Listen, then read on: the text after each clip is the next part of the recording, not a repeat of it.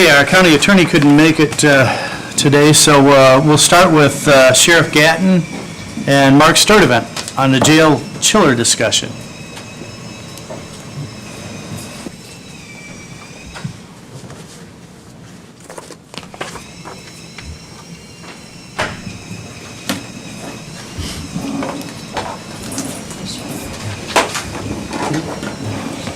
Mark is our maintenance director.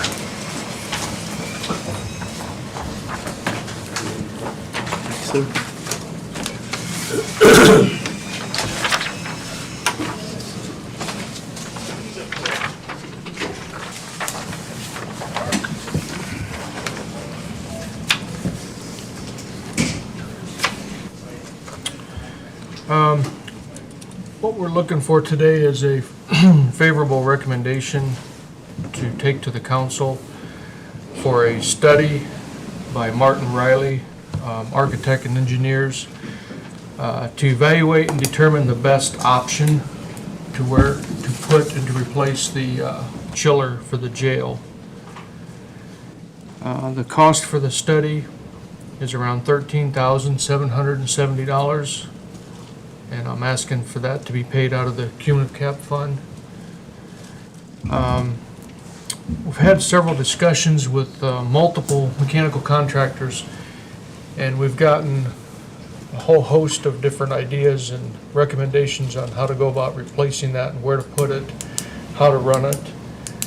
The existing chiller was put in the lower level prior to the first floor being constructed. So as far as replacing it with exactly with the kind that we have now, it's not an option because we can't get another chiller down in the lower level of that size. We could put multiple smaller units, but that's where the discussion comes into where do we put it, where do we put the condensing unit.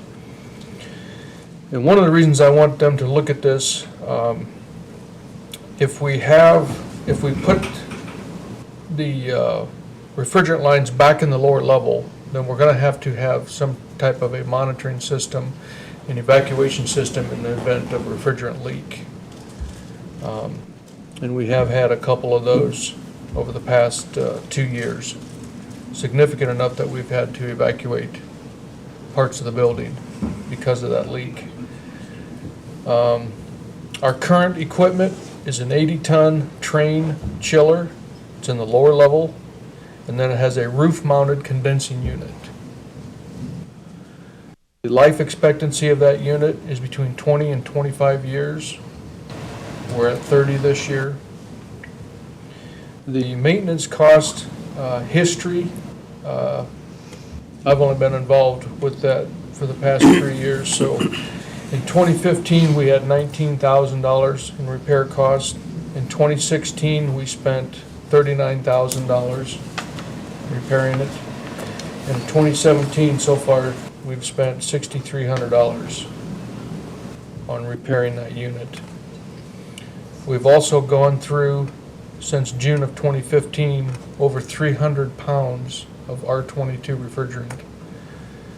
And as they're restricting the R22, it's becoming increasingly more expensive to purchase.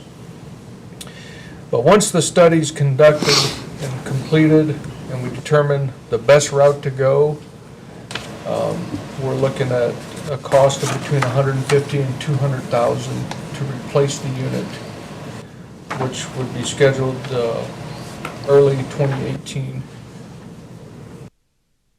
Right now, what I'm looking for is to do a study as to where to put it. You know, do we keep a split unit, keeping part of it on the roof? Do we put the other section out on the south side of the courthouse, try to keep the refrigerant lines out of the lower level? Or do we put the whole thing on the ground on the south side of the jail and run it in to a heat exchanger to the chilled loop? There's just a whole host of different ways to go about doing this. You have any questions or? So Mark, how many people have you had look at this so far? We've had 3 mechanical contractors look at it, and we've had 3 different. On where they should go. On where they should go, and 2 of them had multiple options. Did any 2 of them agree? Yeah, but they felt more favorable in a different direction than the other. I mean, there are different ways to do this. They'll all work, but what's the best way to do it? I'm personally looking for someone to take the refrigerant lines out of the lower level, get them out of the building altogether. Because once we have them inside, we're gonna have to install another system to monitor the refrigerant for any leaks. And then we have to have a system to evacuate whatever room that's in, to evacuate that room if there is a leak. So it's just another system to maintain. And This engineering firm, what kind of timetable did they give you any? If this is approved? How long before we get any results back? it would be later this year, and then they would draw up the paperwork to put it out for bid and have them, have the contractors submit. In other words, this price would include all the specs. In other words, they would be dealing with the contractors, and so there wouldn't be any question as to what's gonna be. And they don't work with a particular contractor, so they No, don't, sir. okay. Although I would guess they know They have success and worked non-success. with them, but And Mark's done most of the groundwork. We spoke, was it last week we spoke? You know, I put everything, he's done it all. I do support him in the study due to the fact that I just don't think, because I've known the staff we've had to call in to evacuate cell blocks when we had the last one. So, Certainly would agree with moving the refrigerant lines out of the building. And if we're looking at a $200,000 cost, I think we have to make sure that we do it proper way. Right. Any other questions? No, I'm just a little surprised it's gonna take that long for making determination. well, they're gonna look at everything. The load structure of the roof, can it be put on the roof? Is there room to put it out on the south side of the jail? The electric requirements, because we'd be changing the entire system from what we currently have.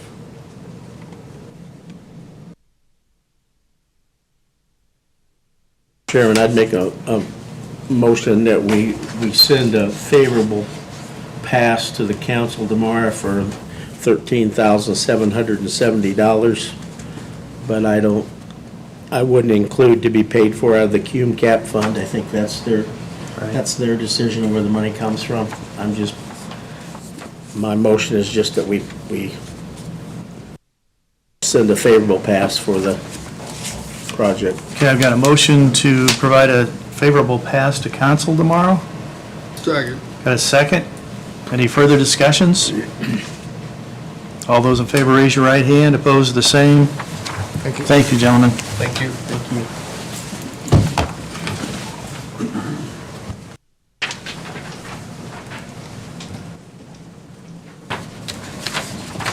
Deb Dar.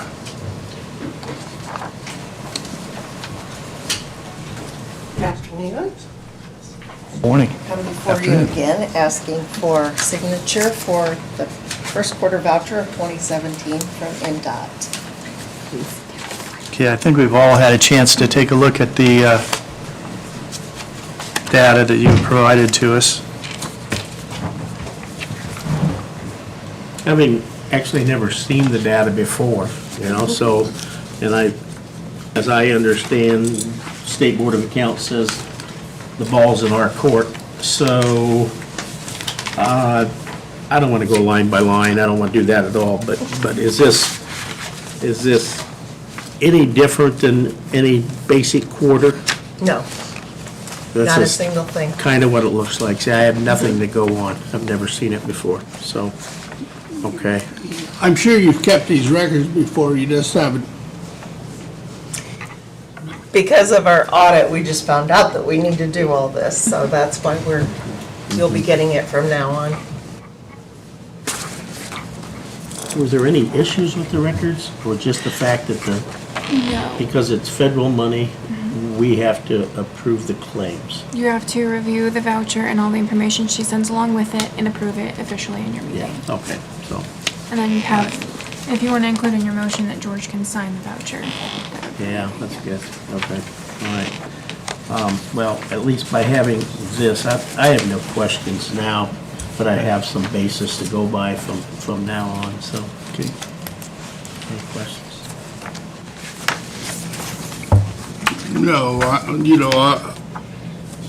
this is all new to us, so what do we got to compare it to? Yeah. Okay, do I have a motion for approval?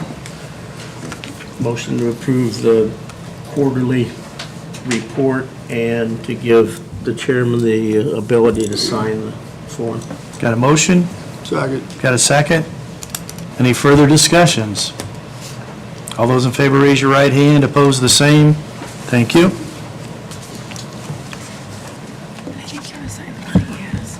I'm sure. We need once this we- back, or is that the one we have to sign? I think this is I one. just need Yeah. one signed.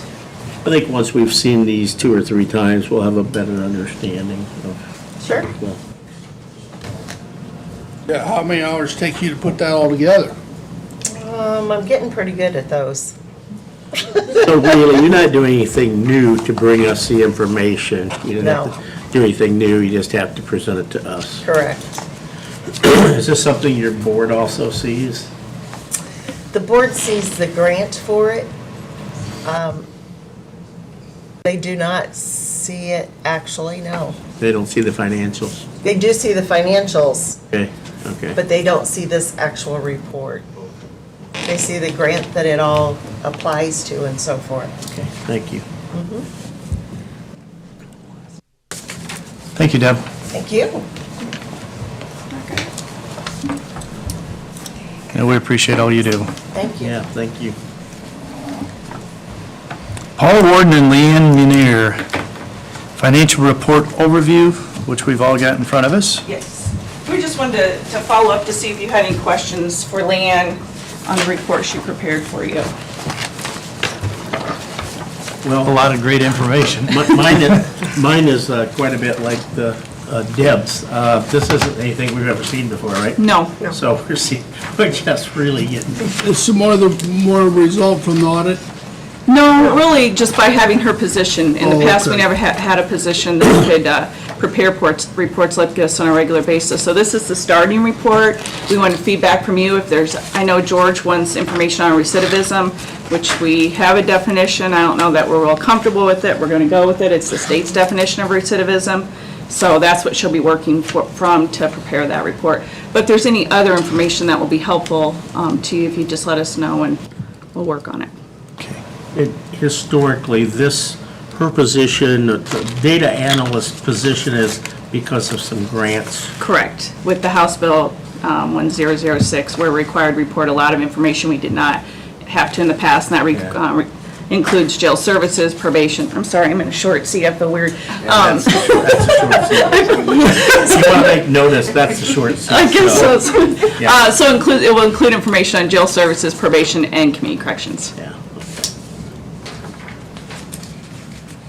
Well, again, I guess, is this going to be quarterly, annually, monthly? I can do it however you'd like it. It's basically a summary of the See you last in 5 5 years. years to be a starting point.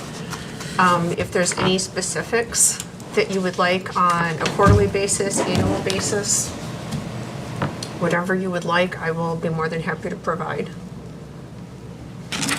Not really. I think the good thing is it gives you a cost basis on what your actual costs are. Yes, And it's very helpful to me. Factual. Yeah. I'm sorry. I see, I don't even know the questions to ask, so I apologize. It's a lot like the Council on Aging. I probably have to wait till I see 2 or 3 of these before I can. Well, she'll keep pushing information your way, and then you can let us know if it's helpful, or don't send it again. So, Yeah. All right. Is this gonna be, yeah, I got one. there you go. I have no questions. Thank you. Thank you.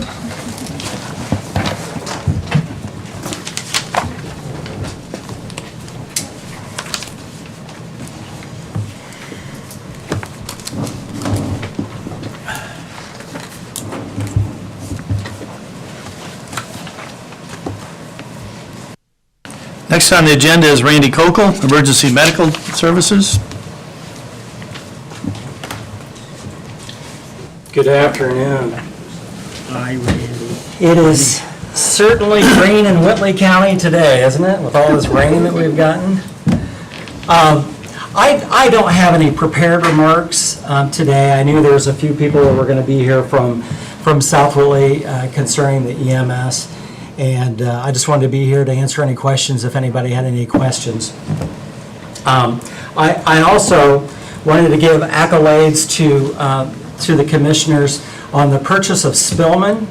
Have you guys had a chance to get over and see it? That is an amazing tool. And the great thing about it is, every day that we have that, it becomes more valuable because we get more and more data to put into the system, and we can use that for law enforcement or anything. And so I just want to give you some accolades on that. What was the cost of that? I think we were right around $350,000. Okay, $350,000. And I just have one question. Why did you guys pick Spillman? What was? That was actually, We couldn't get anybody to bid it. yeah, yeah. Yeah, I don't know that it would have, I'm just being honest with you. I don't know if it would have been our first choice, Okay. but.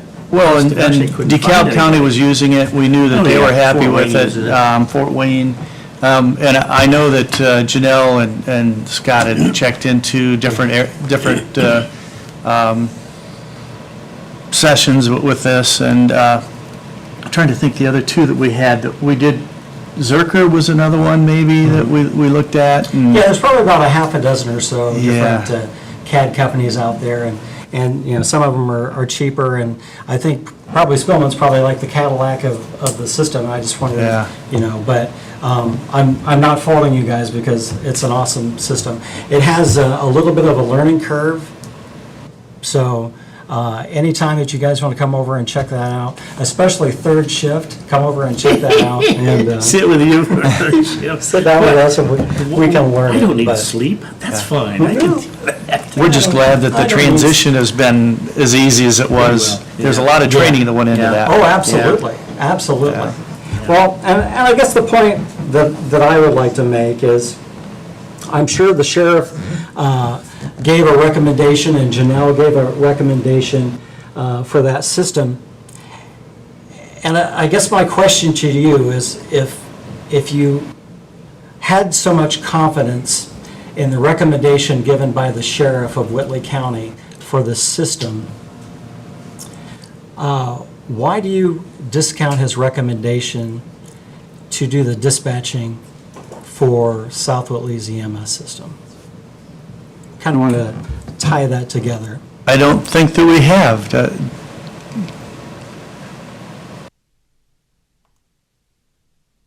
So you're still mulling it over? Well, Well, here's what I remember. Okay.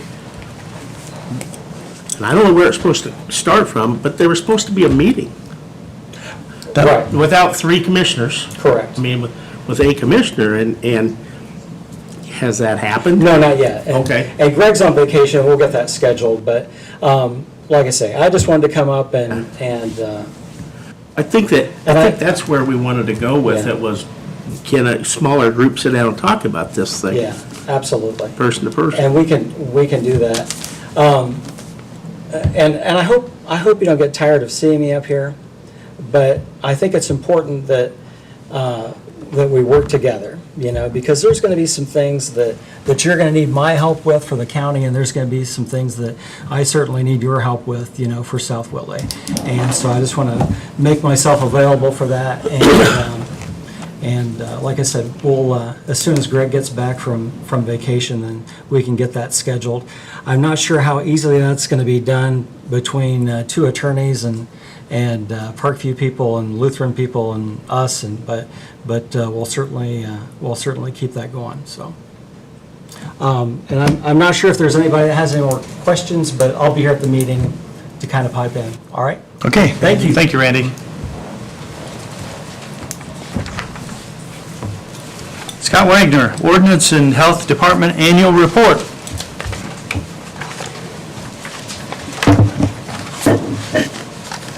Good afternoon. Since I became the deputy director this year, I decided that we would try to promote the health department a little more than we have in the past. And if I can tell that from the logo on the door and the logos on the outfits that our department personnel are wearing. And so we also thought we'd do a color and report, try to show everybody, I'll be here tomorrow for the council too, to show everyone what we actually do and how much we do for the county, and Great. extend that so you can peruse that at your desire. And if you have any questions, you can feel free to call or email me Nice. anytime. Also, sent ahead in the packets a revision to the tattoo ordinance that we currently have. The current one that we have is from 2002, so it's been 15 years. And so we have updated that. The health board just approved their reading of it in last Thursday. So I'm bringing it for you today for permission to send it to Dan to have him review it and bring it back to the board whenever you think that would be appropriate. Are there major changes? There are major changes from the 2002 version. More specific things. One of the big reasons why we decided to write a new one was because the old ordinance only allowed us to fine or go legally after someone who was already licensed. So this ordinance allows us to fine or take to court somebody who is not licensed, who is performing tattoo or piercing in the county. Before, we were restricted to somebody who had been licensed. And so that's one of the major changes. Spelled out things more specifically in the definitions, also restricting use of non-sterilized jewelry use in a establishment. That was another change. We're calling it an establishment now instead of a parlor, so I thought that was a little more respectable. Put some language in here for what a facility can be and where it can be placed. I think the ordinance describes it has to be like a commercially zoned location. If it is outside of city water and sewer, it has certain provisions to meet. Of course, it can't be in a residence, but it would have to have an approved septic and water testing and things like that monthly. So, some just broader things that we've seen along the last 15 years that we put into the ordinance.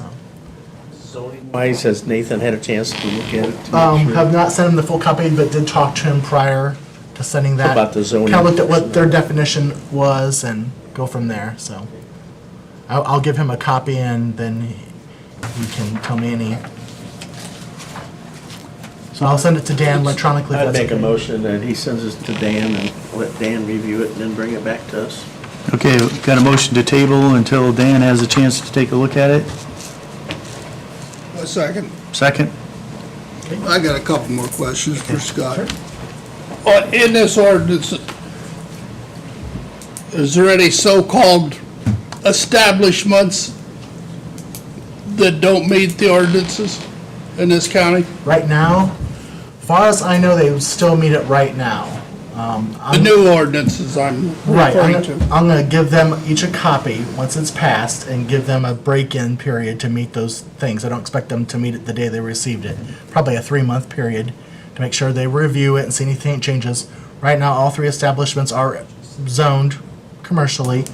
All 3 establishments are on city sewer and water. All 3 have a sterilized autoclave machine to sterilize their equipment. There is one facility who is currently being fined, but other than that, I think they're going to be okay with the new ordinance. I think I'm not going to put anybody out of business with this. How often do you check the establishments, Ed? The current ordinance calls for twice a year. Thinking about maybe putting that into a once a month. Right now, once a month we inspect public pools. That might be something that we want to do. It's not mandated in here, but it says quarterly. But that might be something we change. We tend to have a fairly decent relationship working with him. You've got enough time to do that monthly then? Yeah, that's kind of where that's what I was thinking of too. That's like, I was here Friday till 7, so I don't know. It all depends. We'll see. Are you the only person can perform I'm not the only that? person that could. I'm the only person that's trained to do that. Maybe I should have put it that way, yeah. I have some future ideas of employment for the health department that we could possibly do some of these offloading of my stuff, but that's something to discuss down the road. But Sure, okay. But you're pretty sure these 3 establishments that you mentioned are the only ones in this county? they're the only ones that have a license, yes. There may be others who are doing this out of their homes that I'm not aware of or have not been reported to me. I guess there's no procedure spelled out in here, but legally, if somebody wanted to report a non-licensed place or person, they could come to our office, file a complaint. If they'd be willing to sign an affidavit, then we could go after them legally through the prosecutor's office. Right now, speaking with prosecutor, they will not go after anyone unless they're performing a tattoo or piercing on underage individual. So. That's what I was getting at. I'm glad you elaborated a little more. If you know of anybody, let me know. I was just thinking about the jailhouse tattoos, that's what I was thinking. Any other questions? Okay, all those in favor, raise your right hand, opposed, the same. So next meeting, we can talk about it if Dan has a chance to take a look at it, we'll get it approved. Okay, thank you. Thanks, Scott. Thank you. I never thought we'd be dealing with the tattoo parlors, our establishments, excuse me. Me neither. Nathan Bilger. Here, okay. So our planning and building director for a zoning code amendment, Turn on those lights. please. Thank you. Thank you.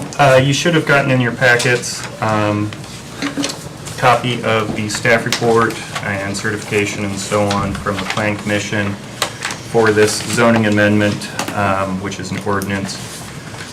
This is a clarification of two sections of the zoning code text. It's not a map change. One is section 5.17, which deals with animal units. Not changing any of the animal unit calculations, so cows are still one animal unit, for example. However, we are clarifying what the preceding text is to that table. If you recall back in January, we had a administrative appeal where there was a difference of interpretation of that section. Basically, it was highlighted that due to lack of clarity, there was a loophole or a gap in the code regarding what happens with animal units over 80,000, on parcels over 80,000 square feet in the AG district. So what's being proposed is clarifying that for any parcel in the RR district or any in the AG that are less than 80,000 square feet, a minimum of 1 acre prorated per animal unit is required. So if you've got one cow, you have to have 1 acre of land in those two instances. The addition is to clarify what happens if you have over 80,000 square feet, and that is per practice, there's no acreage requirement, and that's actually now spelled out in the code. So those are the two major changes being made to that section. There's also formatting changes and a couple typo corrections as well. And then the other section that's being proposed to be amended is 7.3A13, which currently deals with exemptions from the development plan requirements, and there's a long list of, I think, 16 different items that don't require development plans, one of which is currently livestock operations, minor or intensive, and that was argued at the BZA case that confined feeding operations are not qualified as a livestock operation, minor or intensive.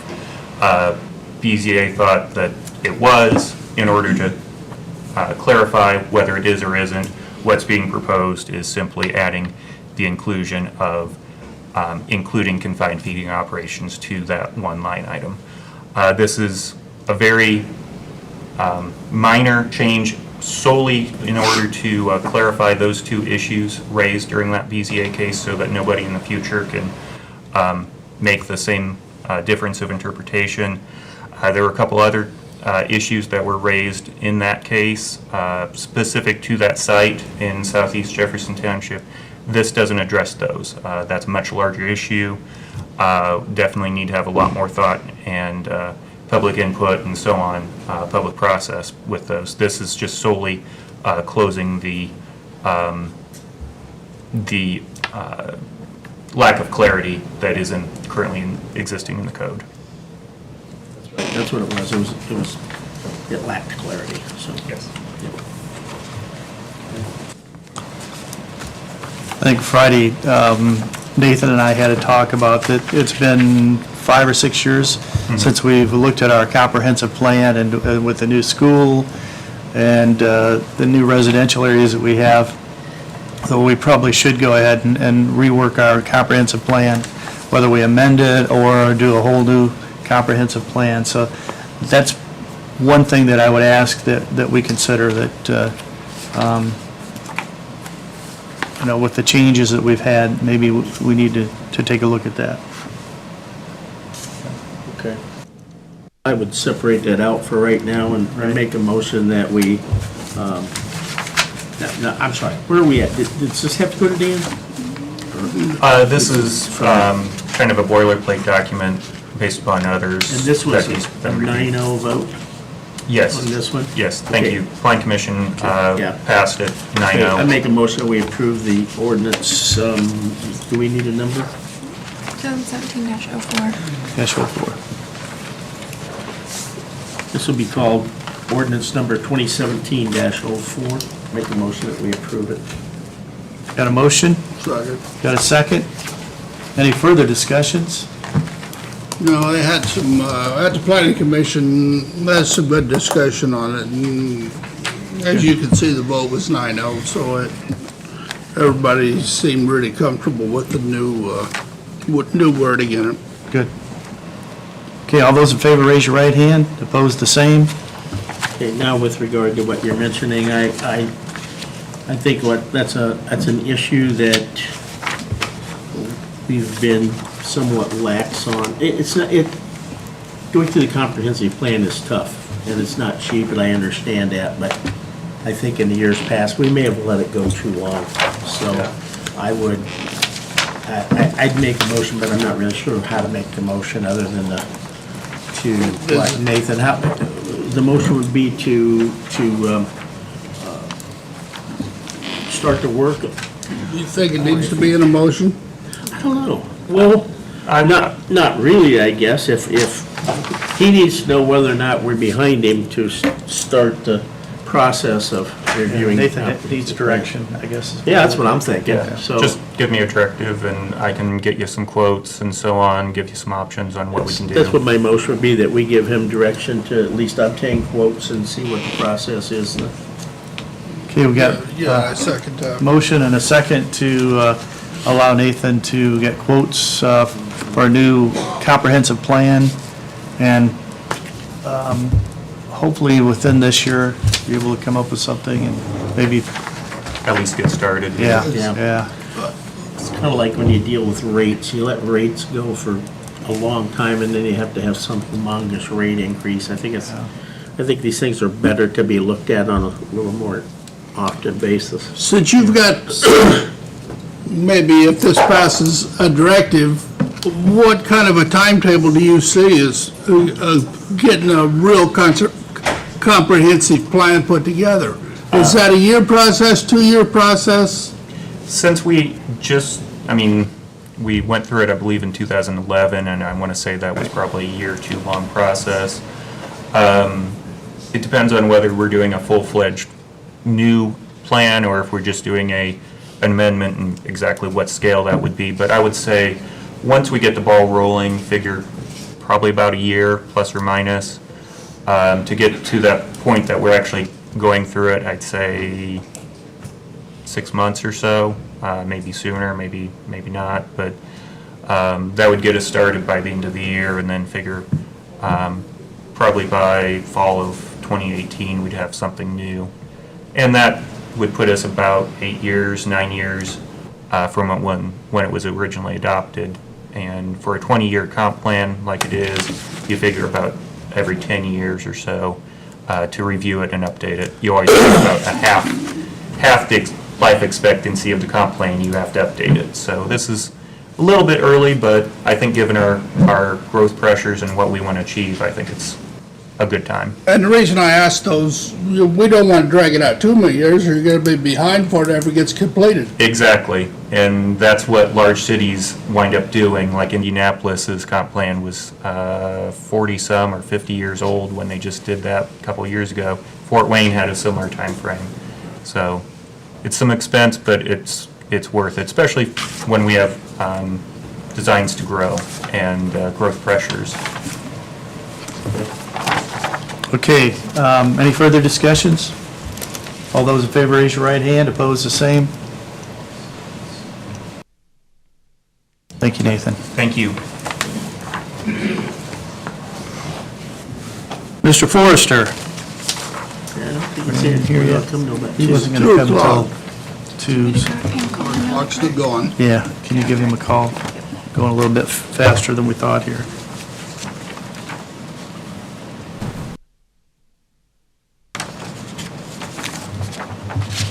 Let's take a look at minutes for our last meeting, April 17th, 2017. Has everyone had a chance to take a look at them? Yeah, Amendments? I didn't find anything that jumped out at me. Did you, Don? I didn't see anything. No, if not, move we approve them as presented.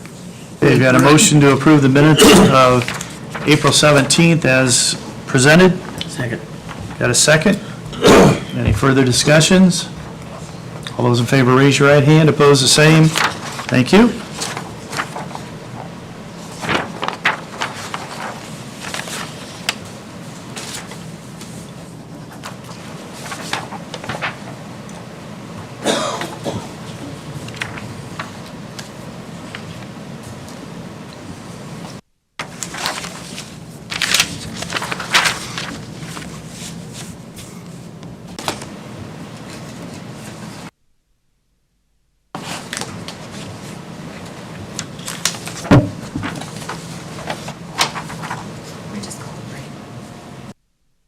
Okay.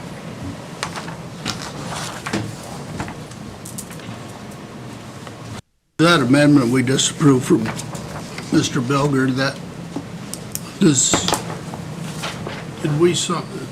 we signed that was the amendment we signed, wasn't it? Yeah.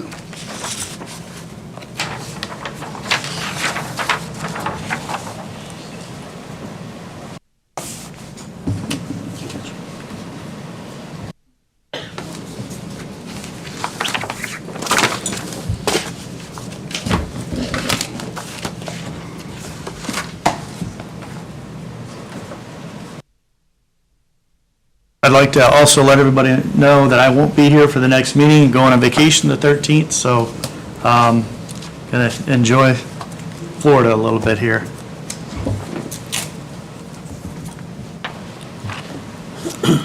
Okay, while we're waiting for Brandon, let's take a look at claims. Tom? There he is. Okay, Want to go ahead? let's go ahead with claims. Right, I went over the payroll claims, and they looked all good to me. And the summary sheet and everything they do still a really good job up there. Motion to approve the payroll. So moved. Got a motion and a second. Any further discussion? All those in favor, raise your right hand. Opposed, the same.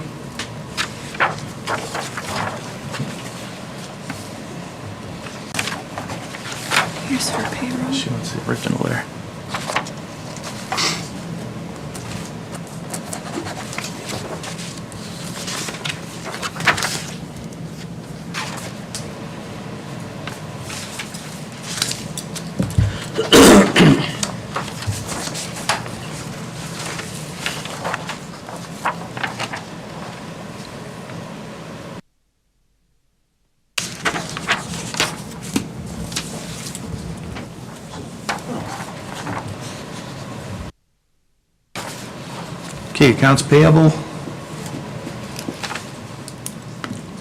Look good. yeah, I didn't find any issues. I didn't see anything. There was some figures there that astound you, but other than that, They always do. Got a motion to approve the accounts payable claims.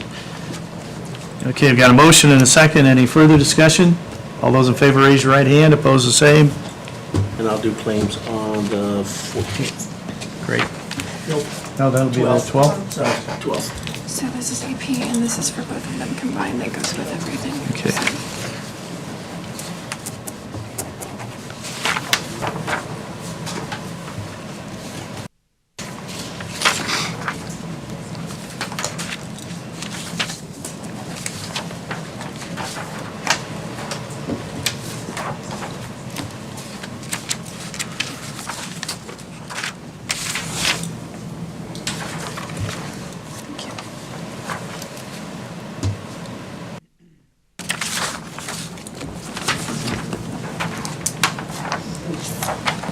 Okay, Brandon, our highway director, highway and county engineer.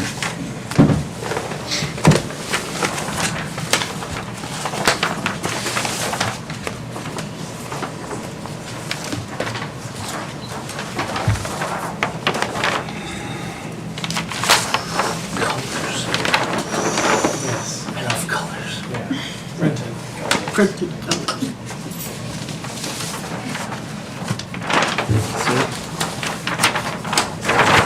Thank you.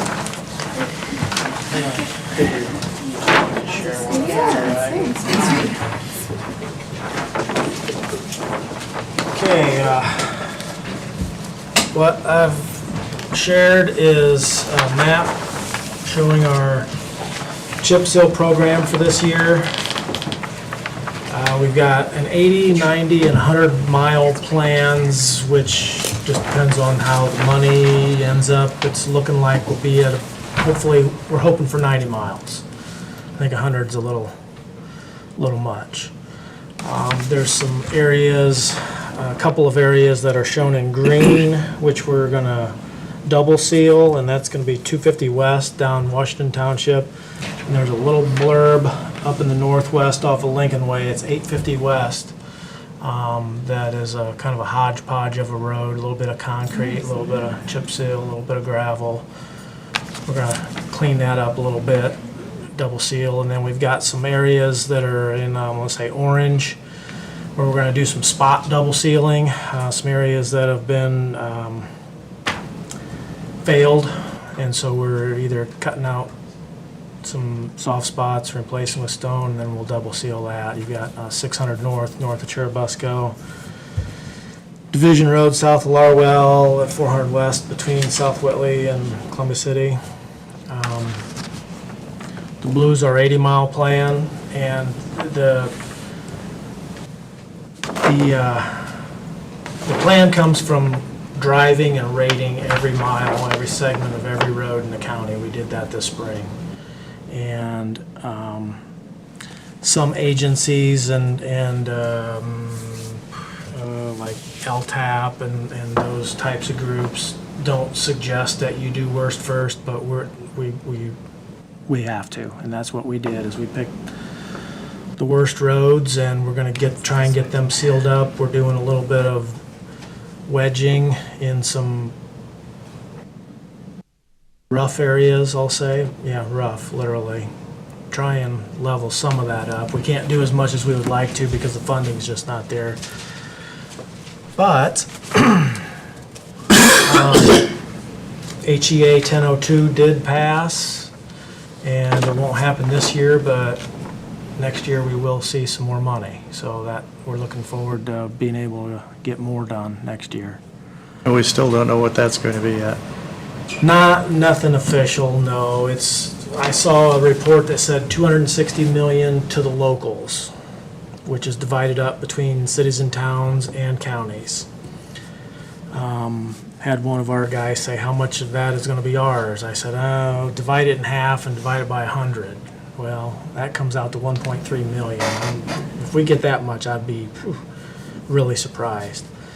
So I took our MVH revenue divided it by 18 cents and multiplied it by 28 cents, it come out to 1.3 million. Now, I really don't think we're gonna get that. I'd be really shocked if we get that much. But if you divide that in half, 650,000, we could get. Still not something like bad. that. Yeah. So we'll see, time will tell, Plus with community crossings, we can and potentiate that, right? absolutely. Yeah. And that, they did change that statute. It was a 50-50 match, but for counties less than 50,000 population, it's a 25, we only have to have 25% match. Oh, that's great. So, that's, well, that's the main reason why we did this Paiser rating, they call it, where we drove every segment, and we have to come up, I'm working on a 5-year plan for that. That has to be presented as part of the application to get Community Crossings grant funding. So we're working towards that Or we preliminary. could have paid about $30,000 to That would be the low a end. company to have Yeah, done it, so yeah, I I heard that too. congratulate you guys for getting that job done. Thank you very Yeah, much. thank you. You bet, you bet. It was interesting. I can say now I've been on every segment of every road. I probably couldn't say that before that, so, yeah. But you don't think any of that money will show up till after the 2018? Well, from what I read of the new law, the gas tax takes effect July 1st, but what I saw is the first 70 million goes to the state highway fund, so depending on how that all figures out, I'm gonna say it won't be till September before our revenues, at the earliest, that our revenue starts going up, so we'll see how that goes. It'd be nice to know what we're gonna get before we start budgeting, but we might have an idea before the budgets are approved. I'm assuming that state's gonna do some figure and someone is gonna give us an idea before we start budgeting, but we'll just have to see how that goes. If nothing else, we'll keep going with what we're doing and bank the money until we see what we've got next year. I feel pretty confident within the next 60 days, we'll have an idea. I Yeah. think Legislative Services has to sit down and do the formulas. That doesn't mean we'll have the money, but I think Right. we'll have an idea. Right. And on that Community Crossings grant, I saw something, kind of a off the record, that there'll maybe be a call for projects in June or July, and then awarding then again for next year in August or September. So that's about the schedule that they did last year. So, Some of that money starts coming in before the end of the year. Is the state gonna have any issues about carrying it over? no. It'll just be sitting on the cash page until we get it budgeted. So Brandon, are you looking at new equipment for next year? Have you got any plans for? We've talked about, depending on what we get, I mean, if we get 1.3 million, I'm gonna look at 1 or 2 employees and 1 or 2 trucks. Cause this isn't just a 1-year thing, this is gonna keep actually increasing. So, yeah, we're looking at trucks. We've talked about some other smaller things, like maybe some skid loader attachments or stuff like that, but, I mean, really, this last 2 years, we've spent a lot on equipment. But we're, new chip spreader coming in next month or so. We've got our second skid loader is out Berman roads right now. Great All is cutting ditches. They're not actually, Berman are cutting ditches today, it's a little wet for that, but we're getting them out there. We've got potentially, 5 major crews, 2 skid loaders, Great All, backhoe, brush truck, and that's 5 crews. We only got 18 guys.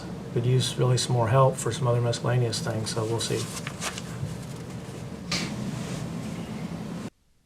Since we've got this Paiser rating now, is it possible that we can go to like a 2-year program so that we can determine what we're going to need for the next 2 years and expand that out a little bit? As part of the application, I have to submit a 5-year plan. So, Good. What you've got before you is, it's just 1 year. But trust me, we've got some ideas for next year. We're looking at some of the heavier traveled roads that people might say, how's come you're not doing anything with Airport Road, which is rough? How's come you're not doing anything with 250 West that gets a lot of traffic to Loon Lake. We're looking at that for next year. If we get the money, then we can do a little more wedging and leveling and smooth them things up before we actually chip seal them. You know, there's some roads that we've done last year and that we're gonna do this year that we chip sealed them, but they're still rough. But we kept them from falling apart.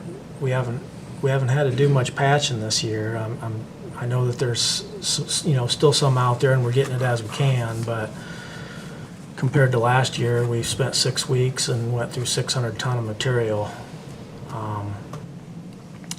So, We can kind of thank the weather for that too. Yeah. sure. Very Yeah, fortunate. snow. We've been pretty lucky when Some it comes to people are last. happy there wasn't much snow. Some Right. people are sad. Some people with snowmobiles. We could just have snow at 70 degrees. All year round. Yeah, that'd be great. We've had some damage to some roads that we're actually getting reimbursed for. We have had a number of requests to convert gravel roads to chip seal. I even had a guy that volunteered to hire a contractor to come and chip seal his road. And I said, well, as good as that sounds for me, I am telling you, don't waste your money because the drainage on that segment of road is poor. It needs ditches cut, it needs bermed. I mean, you go and chip seal something like that and it's just gonna fall apart, and that's some of what we're doing, is cleaning some roads up like that, getting the drainage first before you improve the road. So Wells County actually contacted me to see what we were doing with rights of way and gravel road conversion, and I told him not much at this point in time, but he explained their program, and they require 100% commitment from every landowner on the segment to commit right-of-way or dedicate right-of-way. Then once they get that 100% commitment, then they go on a list, which is first come, first serve, and they have so much money committed per year to conversion, which amounts to about 3 miles a year, and that's the way they do it. I have told people that it makes sense to do it based on traffic count and number of residences, which I printed another map off. I just printed one, but I just wanted to show you that we're working on traffic counts, and I've put it in GIS. We've got 4 traffic counters, and at least one of those is on a gravel road every week. So, Do you have one up on the airport? on the airport. I'm sorry, is that where you said? No, I said it that last night. Okay, it's got the tubes across the road, yep, yep. I said, well, Region 3A has done some studies too, so I can't say whether it was us or them, so. And some of that data is Region 3A. What we get from them is volume. Our counters can do volume and speed, so I'm capturing both of those data sets. That's actually 2 numbers. 511 and Okay. 461. Say. Yep. Yeah, no, not 500.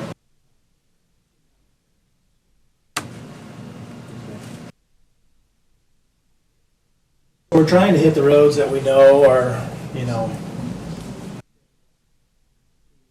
volume. You know, we could do every segment from Tri-Lakes to Busco of Anderson, or every segment of 800 South, but. And last year, we were only operating with 2 counters. We sent the other 2 off to get repaired this winter, so we're getting. I think anything's explainable when you have a plan. You know, not just, hey, today, what are we gonna do? So I appreciate that a lot, so. Okay.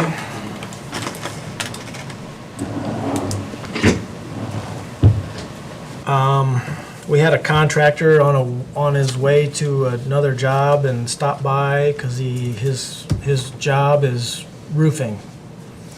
And as he drove past our facility, he noticed that our roofs looked like they could use some help. So I said, sure, stop by, take a look. So he's gonna work on a quote for a treatment, which is actually sealing the roof, not just painting it. Now, we could look at just a painting option, but I've also made contact with another recommended roofing contractor, and we'll, see what their options are. I don't have any quotes right now. I can tell you we won't probably be able to afford, not out of the highway budget, to do everything. We're looking at the south 3 buildings right now are the most in need. I'd like to paint everything. Those south buildings are, paint's oxidized, hasn't been touched in, going on 20 or 30 years, but that's not as important as the roads right now. But I just want to let you know that we're looking at that. We've got an RFP out for bridge inspection that the LOI, the letter of intent, or the proposals are due next Monday at noon.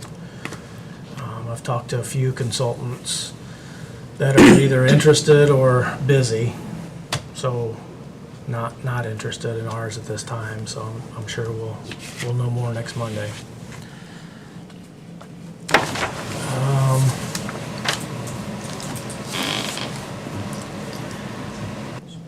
Other than you've got a couple of you, oh, no, before we do that,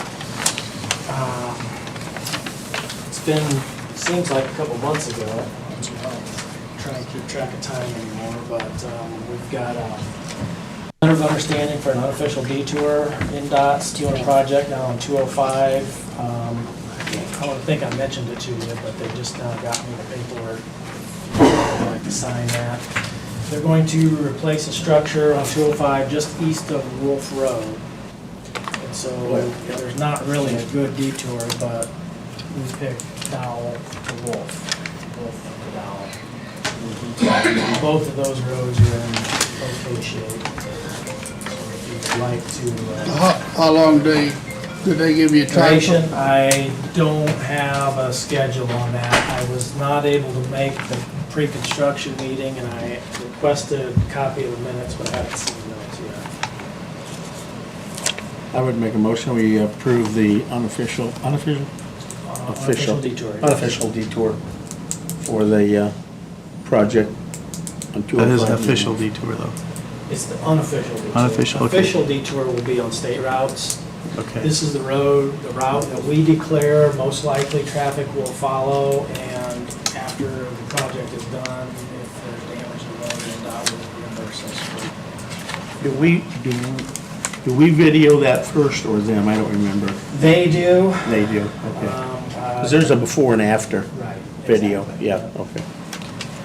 Yeah, I second that. Okay, we got a motion to approve the unofficial detour. We got a second. Any further discussions? All those in favor, raise your right hand. Opposed, the same. 800 East. 800 east. Did that shut down every repair? I guess, I don't have Did? Yes. I'm not in the area much, sorry. And yeah, I thought about it this weekend, about going down to see if they opened it up. I never heard if they were supposed to have it open back up on Friday. So we were that close then, okay. Yeah. And they may have called in and talked to Beth Friday, and I just didn't hear about it.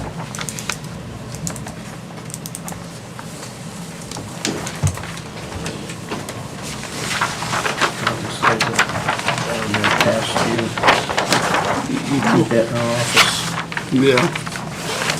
So it's one of those I want to look at, but when I have more time.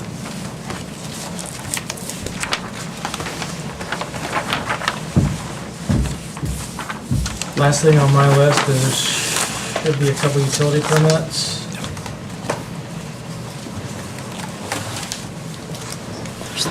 Okay, first one we have is for County Road 650 West and Plattner Road in Larwell. Yes, that one's Replace. good to go. There's no county drains involved in that. Okay, you're okay with that one? Yes. I like it. I move we approve this one, 650 West Plattner Road. Got a motion, got a second? Any further discussions? All those in favor, raise your right hand. Opposed, the same.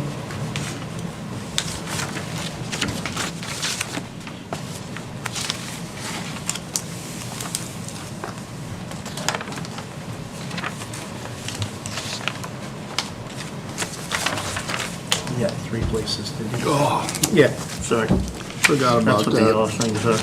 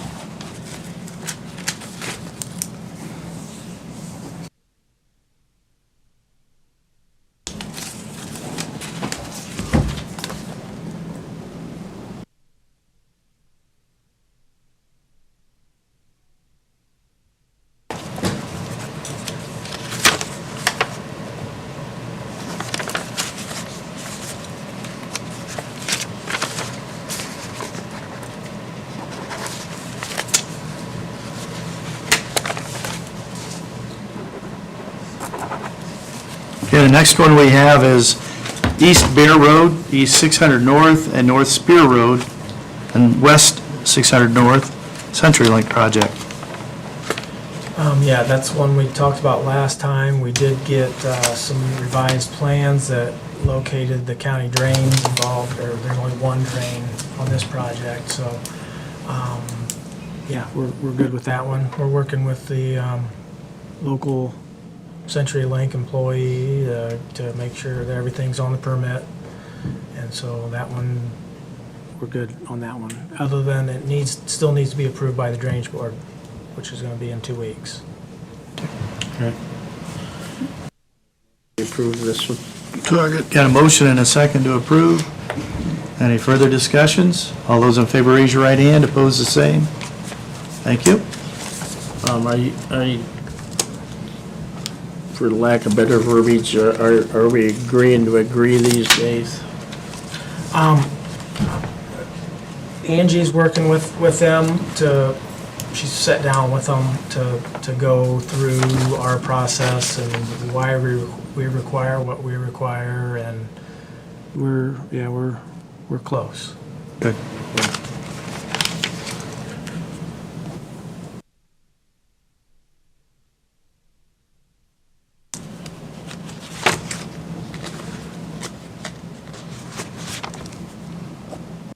As long as you get it. Contractors doing the work understand this. Yeah, that's right. Okay, the third one we have is 250 East. This is also CenturyLink. Yes. And East Bear Road, East 500 North, East 400 North, North 350 East, and North 450 East. And that's basically the same as last one as far as we had at last meeting. We didn't have all the drains identified. Okay. They are identified now, and so recommend approval for this permit, again, with the understanding that it still needs to be Okay. approved by the Drainage Board. You want to do this one? Yeah, so move we approve this. Got a motion for approval. We've got second. Any further discussions? All those in favor, raise your right hand. Opposed, the same. Is this a whole new construction? Well, it's presented as two different projects. They both start at the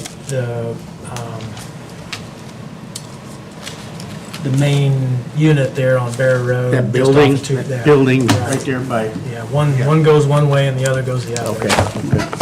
okay. Mobility.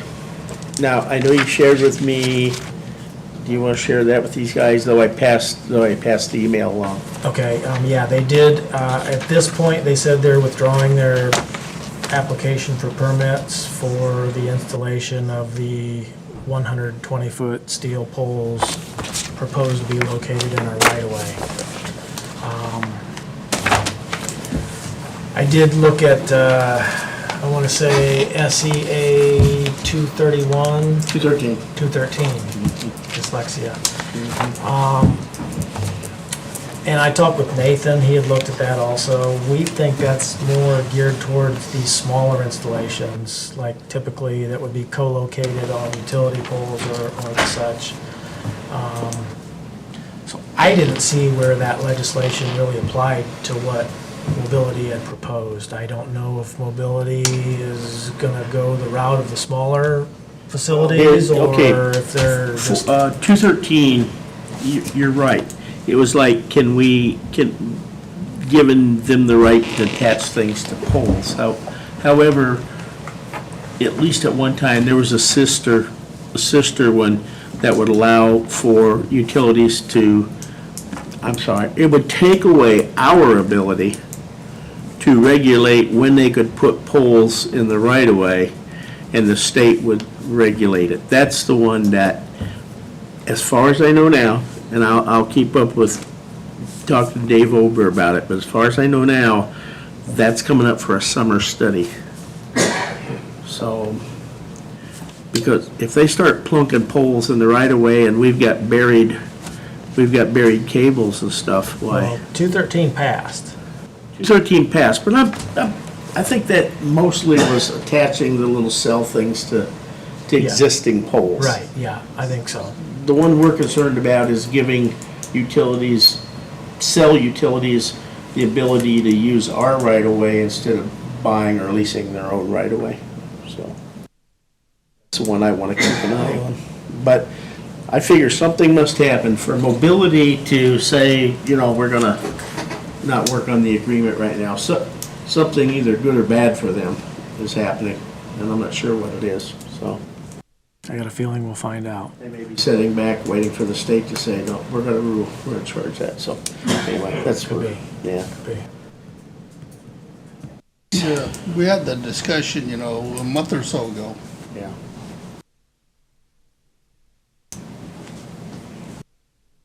Anything further for Brandon?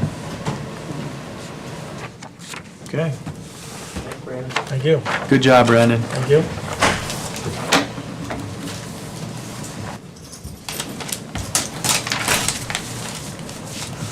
Okay, Pam. Yeah, I had a few things, some county requests, but also wanted to remind everybody that our open enrollment process is beginning for benefits soon here. It's gonna run May 11th through June 11th for our employees. And everybody, whether you're on insurance or not, will have to come and do the online process here in the commissioner council room, and that schedule has been sent out. If you need me to resend you guys a copy, you can. So you guys will at some point in time have to come in and do that on the computer as well. Okay. I think I'll make a mental note to do that next Friday. Will we have a time to come in here again like we did before to do that? Or okay. How long does that take, Dawn? I don't remember. Over there. Since I only have vision and dental, well, you still have to do it, right? Yeah.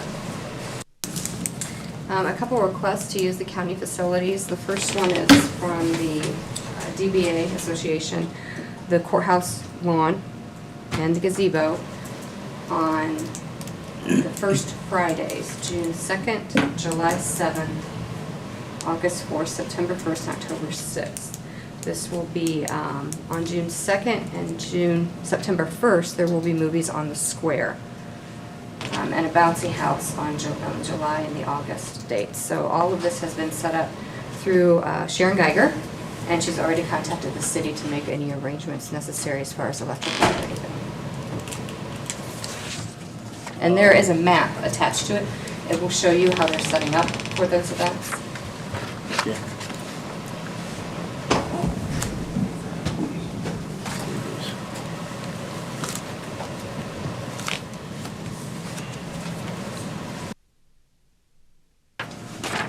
What do you think the odds are we could get a whole on the bounce house? In case a couple of kids whack their heads together or something? Yeah, we actually have one on file. We had done that before when Junior Achievement had their car show here and had a bouncy house on the lawn, so I can provide that to him. Yeah, I would just, I think that's the only way I could approve this is with hold harmless agreement. Put that in your motion. I make a motion, we approve the request for June 2, July 7, August 14, September 1, October 6, provided they give us a hold harmless agreement. Got a motion? Second. Got a second? Any further discussion? All those in favor, raise your right hand. Opposed, the same. Signing that, and the last one again is through Sharon Geiger. Vintage Antique Marketplace, August the 18th and 19th on the courthouse lawn. This is a new event, and they have already contacted the city for any further electrical needs that they will need to have. Restroom facilities, so they expecting That us will be to have available the through City Hall. City Hall. They don't expect us to have the courthouse open. Okay. No bouncy house. No bouncy house. Will we approve it then? Second. Okay, we've got a motion to approve. We've got a second. Any further discussions? All those in favor, raise your right hand. Opposed, the same. Thank you. And last but not least, just a reminder, for the Personnel Committee, we did refactor 2 new positions with the dispatch commander and the IT/coordinator office manager. Those 2 have not been given a favorable pass by the commissioners yet, just so you know, so you might want to at least do that today. Okay, we've got Personnel Committee is approved, and I think we've all seen the paperwork on this, as approved refactoring of IT for the Sheriff's Department and for dispatch. Motion to, Second. Okay, motion to approve, I'm sorry, the motion would be to give a favorable favorable pass pass. tomorrow. Okay, we got a favorable pass for tomorrow for the council meeting. Got a second? Any further discussions? One thing that will be packaged with the request that we had for HR also in the morning. That does not require an. No, we've already given approved that. favorable That's pass. been Okay, I just want to favorable make sure pass. we remind, you. Okay. And that. All those in favor, raise your right hand. Opposed, the same. Thank you. Thank you, gentlemen, that's all I had. Jana, I don't have anything right now, so. Well, how about that? Commissioner. I don't have anything. This is too easy. I don't have anything right now, other than we have council meeting in the morning at 8 o'clock. This week also, we have the Northeast District meeting, That's right. Wednesday? Wednesday, June 28th. That's June 28th, it says. That's for the commissioners, sorry. But you Okay. do have the AIC meeting on Wednesday. AIC, yes. okay. Yeah, ours is It's Wednesday. Wednesday? coming up. Wednesday, I think, is Wednesday at Northeastern REMC. No. Eagle Glen. Eagle Event Glen. Oh, it is the Eagle Glen this time? Eagle Okay, Glen, yeah. good. Event Center, yeah. Yeah, I don't have. Yeah, any if you want to go, reservations. if you want to go to the Yeah, IACC you do. district meeting, Oh, you do? you probably want to wear a helmet and some protective equipment, so tent doesn't fall on us again. Yeah, that's true. That was a terrible night. George, did you want to announce? We can guarantee rain that night in case you want to know Okay. what's going to rain. Yeah. Jeez. One thing I do want to bring forward is commissioners have been looking at our insurance. Every year, our insurance is growing. We're having to make sure that we make sure that we have the most efficient program for hospitalization for drugs. And what we've done is we're evolving into we're looking at an HSA program right now for the county. It's going to be a total savings of $83,724 to the county, and the HSA will be with a single deductible of $1,500, and we're going to be presenting that to council here so that we can start, if it is approved by council, that we could start doing education on the HSA program.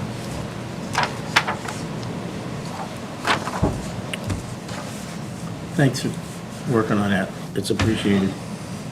I think it'll be a great program for us. It's going to work out well. I think that's about the only thing that I've got. Anything from the public?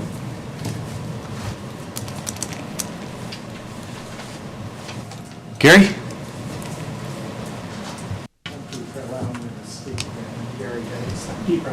Gary, you mind coming up here? The reason why is the mic then picks it. Anybody that stands back there, you'll never be heard, so sorry about that. Besides Don's here. Well, besides, I crank them up a little bit, but. All right, thank you.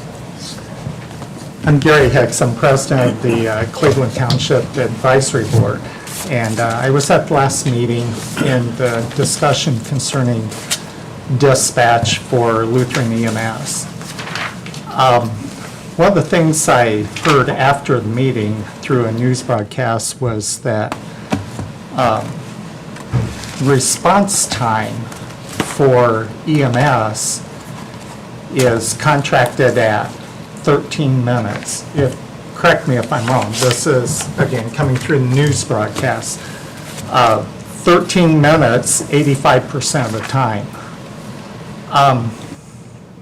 That seems very long for me.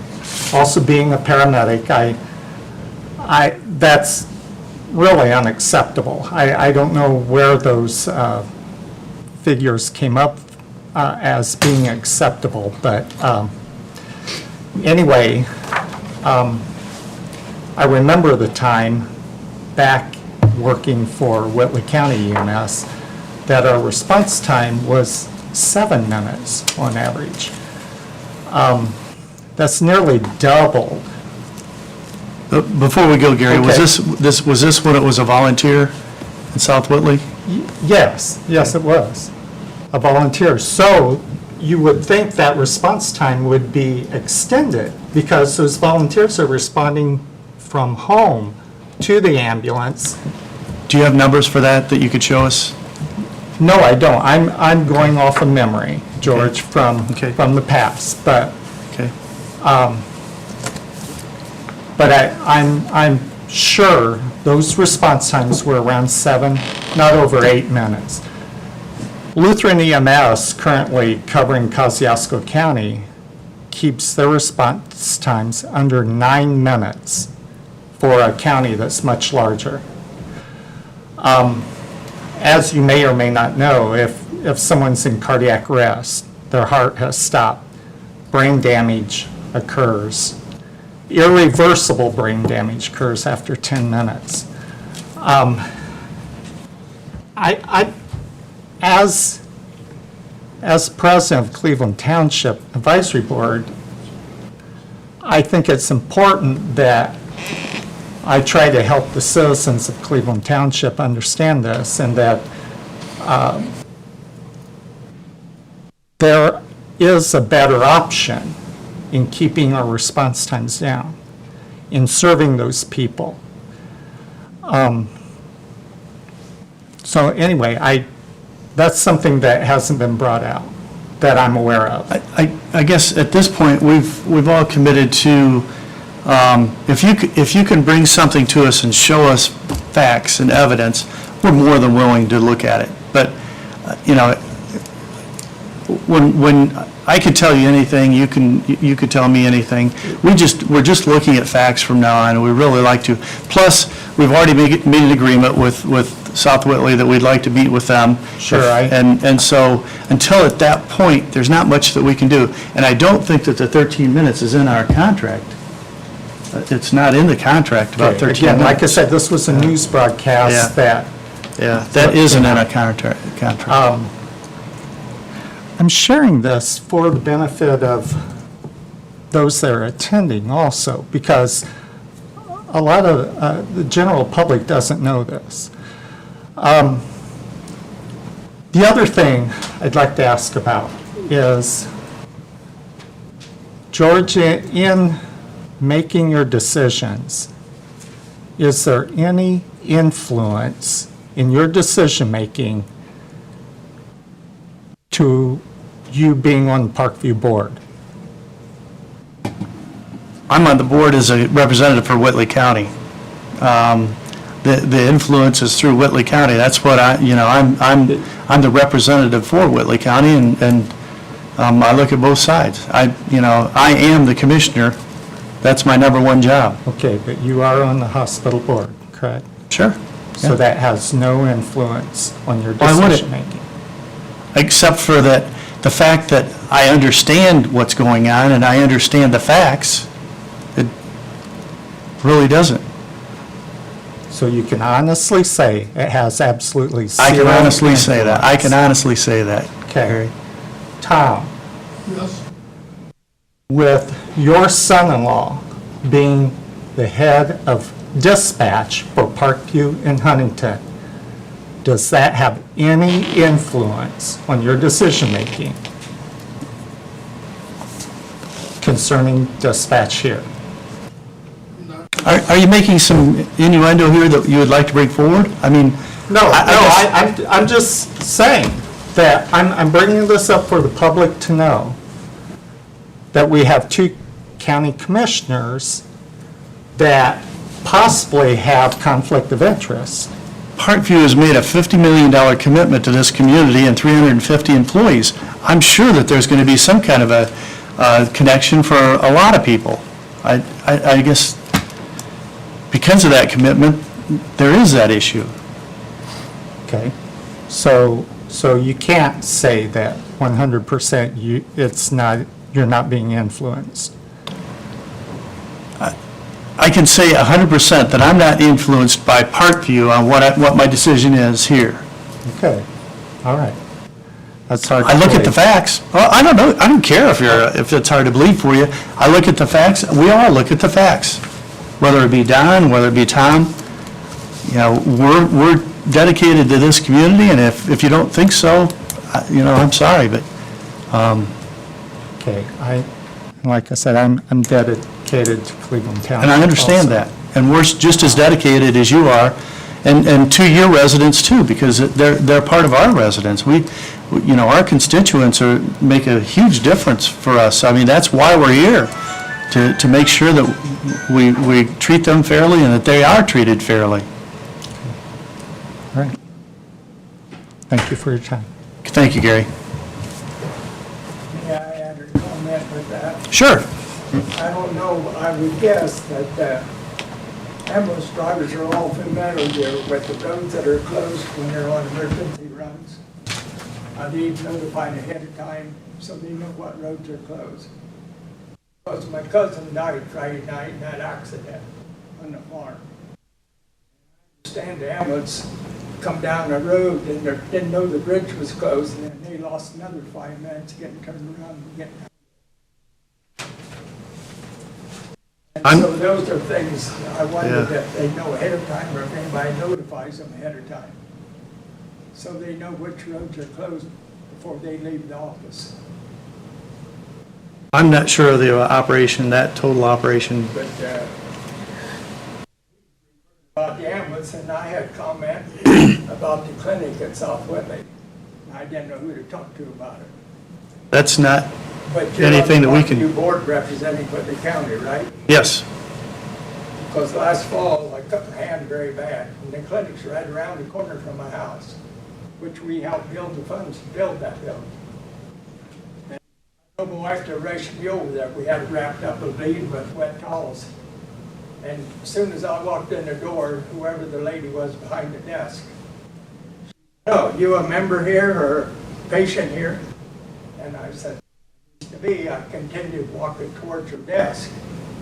She said, "What's your name?" And I told her.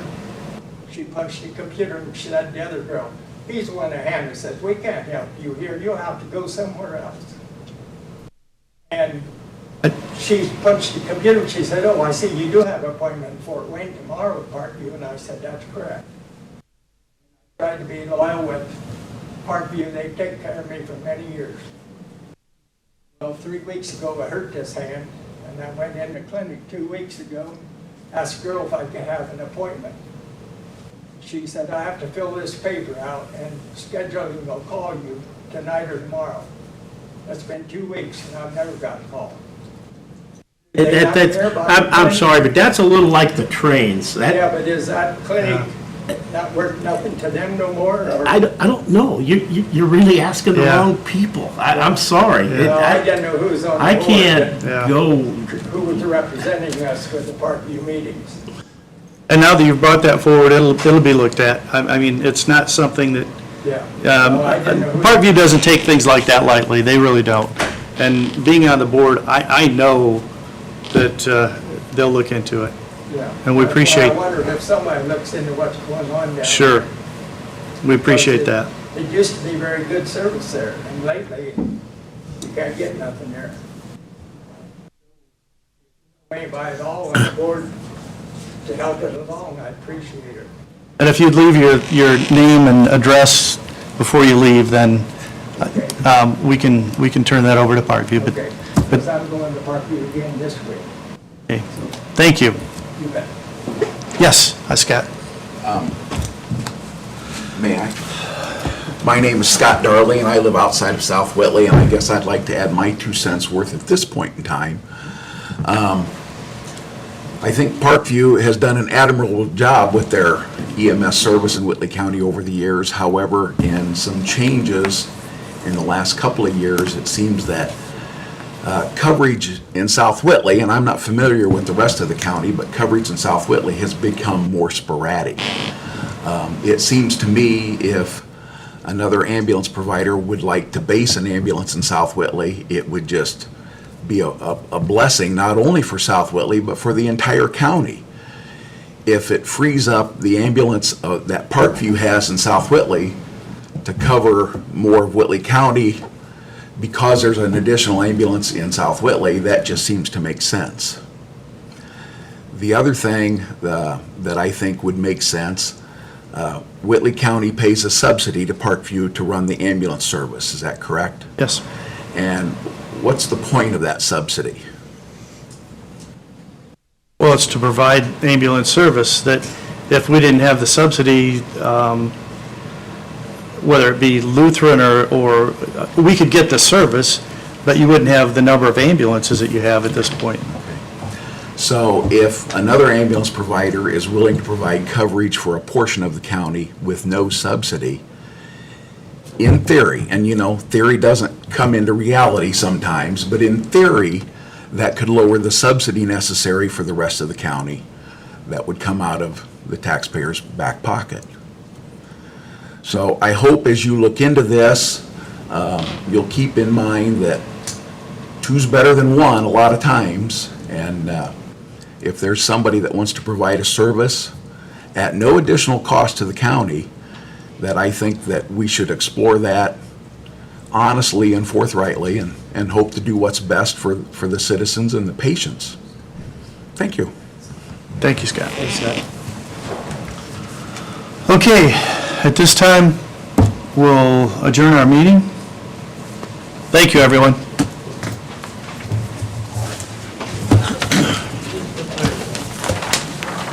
That one,